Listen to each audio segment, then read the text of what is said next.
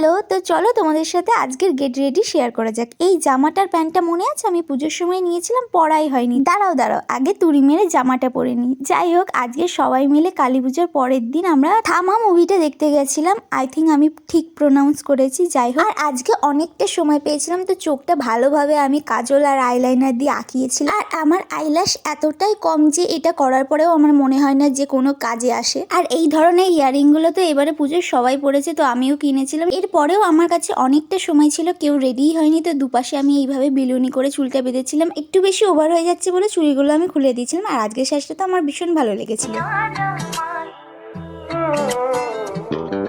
জানে না তুই